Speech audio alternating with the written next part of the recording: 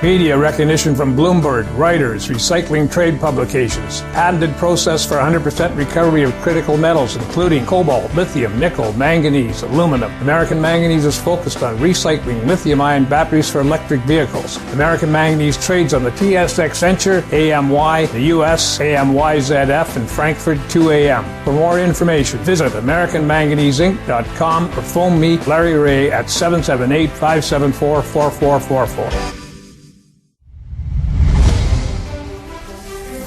Welcome to the Goddard Report. Comments made on the Goddard Report and TalkDigitalNetwork.com are an expression of opinion only. Here is Jim Goddard. My guest is Jordan Bateman, Vice President of Communications and Marketing for the Independent Contractors and Business Association in BC. His website, icba.ca. Welcome back to the show, Jordan. Thanks for having me, Jim. Jordan, the federal budget, was there anything in there for small independent businesses like we see that you represent?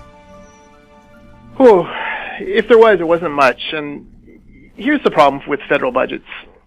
First of all, virtually every program the federal government rolls out is in partnership with the province and usually delivered by the province. So, they come out with giant, we're going to spend $30 billion on transit. But, that's over, it's a big country. There's a lot of metropolitan centers. That's got to be matched by the provinces.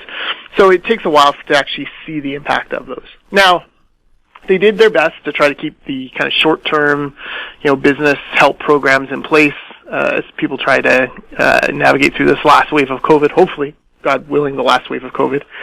But other than that, there was no distinctive vision for the country, for, rebounding the economy, for, encouraging entrepreneurs to come back. The Fraser Institute put out a study saying that, a small drop in corporate income tax, for example, could create 110,000 jobs. There's no contemplation of things like that. Instead, it was, just more and more spending. And, a lot of spending at a time where the bills now are starting to come due for, pre-pandemic debt incurred by the Trudeau Liberals, and now the giant deficits that we're running during COVID. So, here's the most telling stat for me of the whole budget, and I wish I could get this through to every single person out there. By 2026, the Trudeau government plans to spend $8.3 billion a year annually on daycare. So $8.3 billion on daycare in 2026.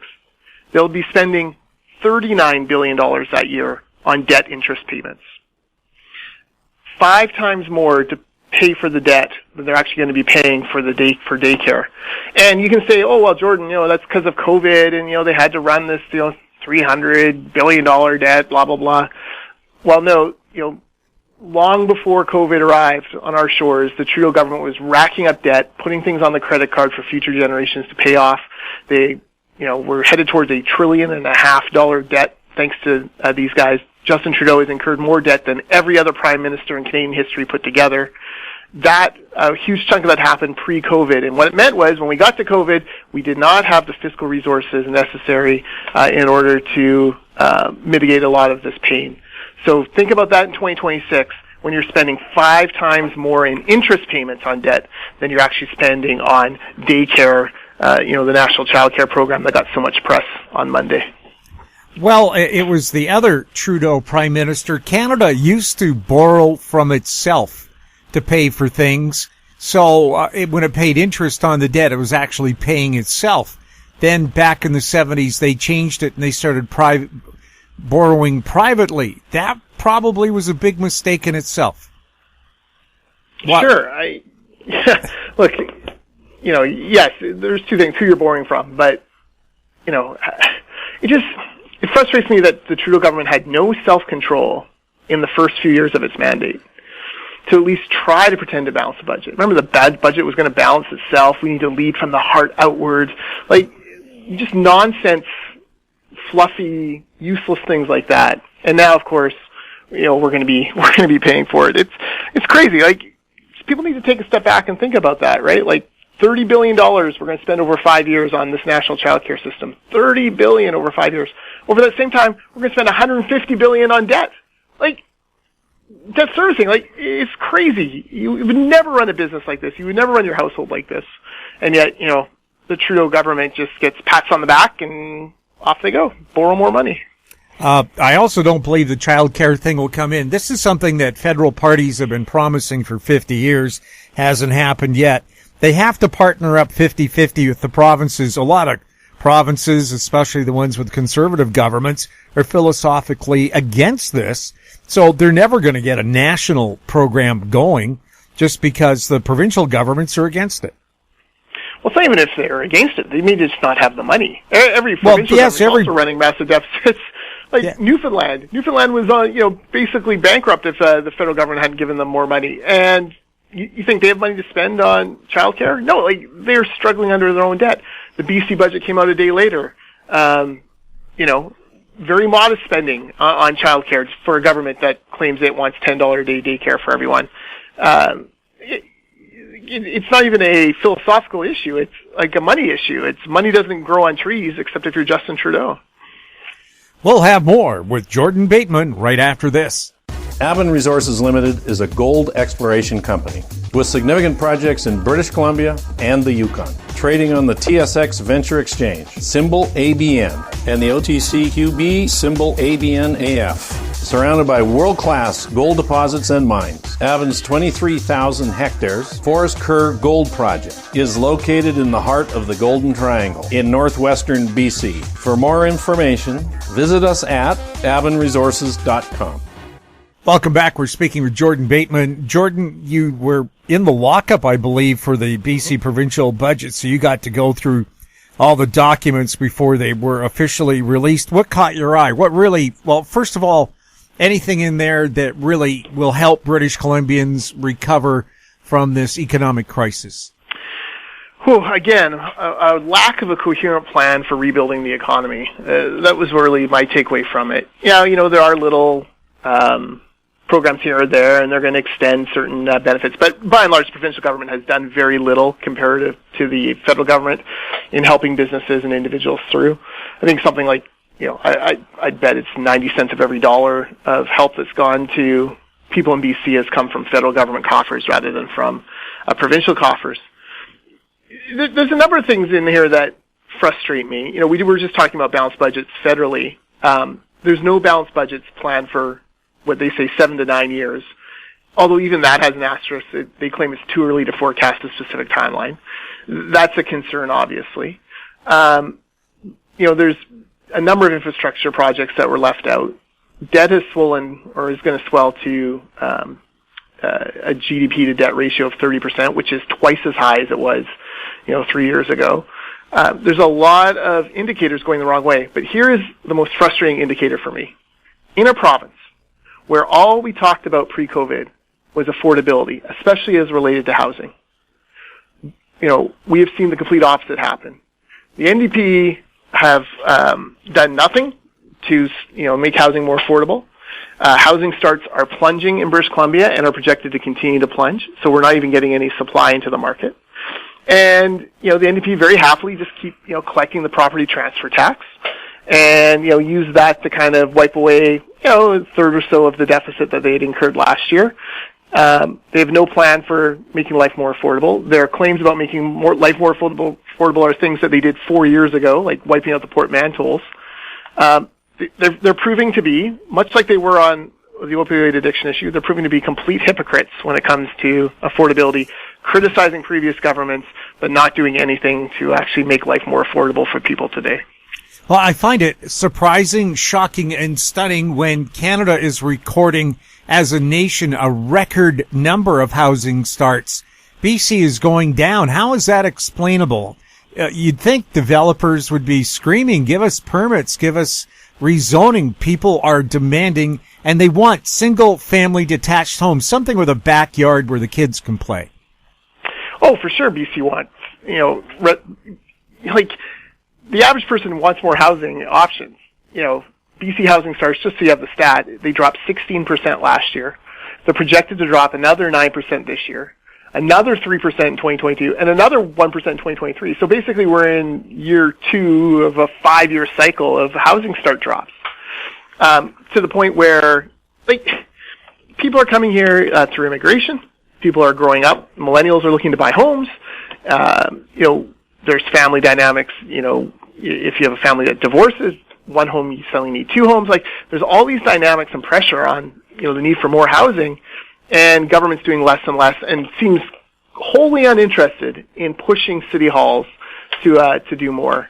The other number that kind of affects that is non-residential building permit value as well. So non-residential building permits also fell 15% in 2020. But when you actually dig into the numbers, government covered up a lot of that. 26% drop in commercial permits, 22% drop in industrial, while government was up a third. What that means is investors, company owners, people who have to take the risk on building projects, whether it be residential, commercial, or industrial, are waiting or unable to spend their money to invest into projects. And they're doing it because of red tape at city halls. They're doing it because of uncertainty in the economy, certainly. And they're doing it because the government has done nothing to encourage them. Is there a person less popular in any neighborhood than a developer? No. You say you're a developer, if people spit at you, it's like you're some sort of monster who, dared to want to build housing in a community. And that's because city halls, have made the development industry the enemy. Neighborhoods have succumbed to NIMBYism. The paperwork that has to be done, like to build any kind of project, the costs levied on it by government, like it's just, at some point the person building the project has to be willing to, has to feel like they're getting a reward for the risk they're taking. And right now, government has choked that out completely, and then wonders why housing isn't more affordable. It's because we're not building enough. We need more supply into the market. We'll have more with Jordan Bateman right after this. Engineer Gold Mines is focused on the exploration and development of the historic high-grade Engineer Gold Mine situated 32 kilometers southwest of Atlan, British Columbia. Engineer Gold Mines is fully permitted for surface and underground exploration with the drill program now underway. Engineer Gold Mines Limited trades on the TSX Venture Exchange, symbol EAU. For more information, please visit us at engineergoldmines.com. Don't miss out. Stay informed. Receive the HowStreet.com weekly recap with thought-provoking podcasts, radio, and articles delivered to your inbox. Sign up for the HowStreet.com weekly recap on our homepage at HowStreet.com. Welcome back. We're speaking with Jordan Bateman. Jordan, of course, if we let you be the finance minister in BC, what would you have done to encourage redevelopment and regrowth following this economic crisis? Number one, I would have taken on the municipalities and basically incented them to find ways to process permits quicker and to process development applications quicker. I think that's a great way to start that project going on. I would also have scrapped the union-only monopoly on several major construction projects. Those are just sops to the NDP supporters and the building trades unions, and all it does is raise the cost of projects, which means you have to leave out money for other projects that are needed. You know how the Oscars have like the snub list when the nominations come out and everyone's like, oh, that movie didn't get nominated? What a snub. There was a number of infrastructure projects that were outright snubbed by the NDP in this budget. No money for actual construction of a replacement for the Massey Tunnel. No money for actual construction of the Surrey-Langley SkyTrain. No money for the Taylor Bridge in the Peace River area. No money for improving Brunette Highway 1 interchange. Nothing for the Quesnel bypass that's desperately needed there. Nothing for North Shore Transit. No school in Coquitlam on Burke Mountain, as was promised explicitly during the election by the finance minister and the premier. So you have all these projects that have fallen by the wayside with no money attached to them.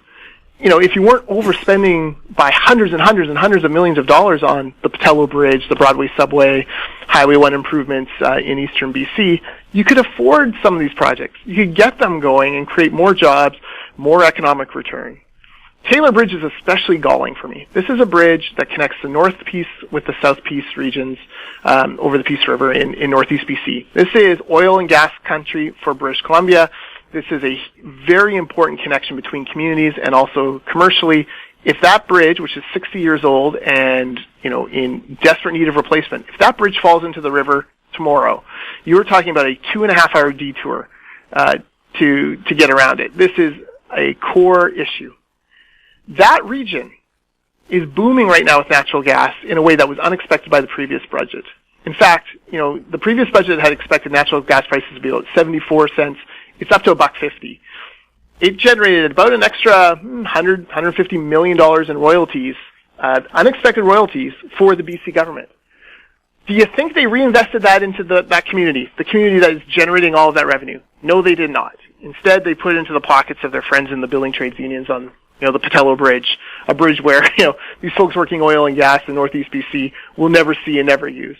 That could have been a down payment for a new Taylor Bridge and, another boost to that industry. Instead, they take it out of Fort St. John, out of Taylor, out of Dawson Creek, and they put it into the lower mainland. I just don't think that's right, Jim. Well, in the town of Peace River itself in Alberta, just on the other side of the BC border, they're twinning the bridge over the Peace River there. And I remember when they built the new bridge, I actually filmed it on 8mm when I was a little kid. It was a big deal. The premier was there and the lieutenant governor and bands and all that stuff. So in Alberta, they understand transportation to develop oil and gas is super important. The town itself may not be that big, but the industry is. Also, here in BC, small businesses, can they get any benefits from the BC government because of the red tape that's made it so difficult for struggling businesses to survive? Well, no, and this has been the problem for a long time is, they had a $500 million fund to give to small businesses, and they made the turnstile so narrow, you and I have talked about this many times, that no one could get it. No one could get the money. And, just what is the plan here? Like, what is the thought process behind that? It doesn't make sense. There are businesses that need help, get it to them.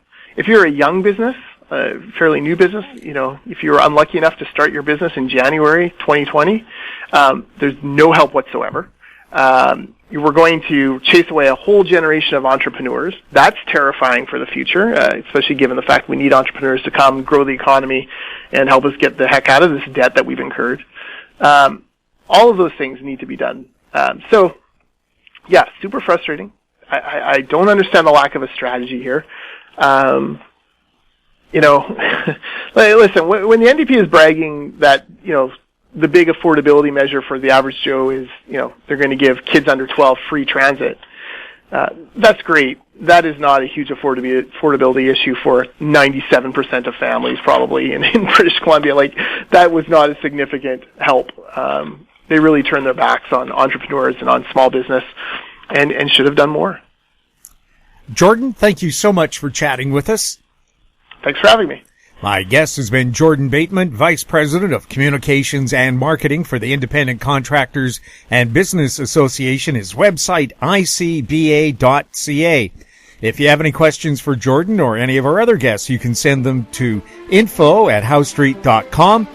Our YouTube channel is Talk Digital Network. Find us on Twitter at TalkDigitalNet. I'm Jim Goddard. Thank you for listening. Comments made on the Goddard Report and TalkDigitalNetwork.com are an expression of opinion only. The Goddard Report is available online and mobile at TalkDigitalNetwork.com. The Goddard Report is a production of Howe Street Media Incorporated.